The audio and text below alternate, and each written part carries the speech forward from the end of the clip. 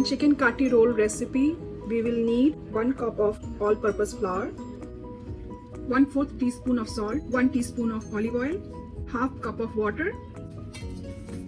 First mix the salt and oil. Knead the dough well and make it soft.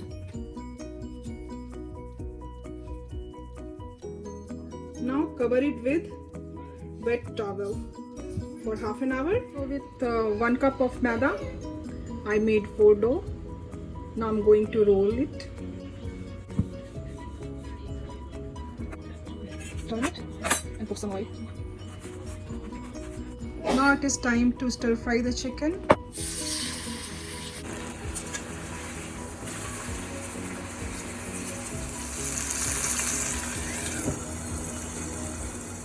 Here I'm using some chopped vegetable as well with the chicken.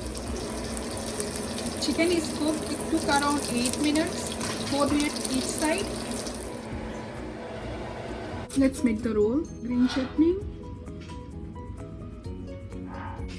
some chicken,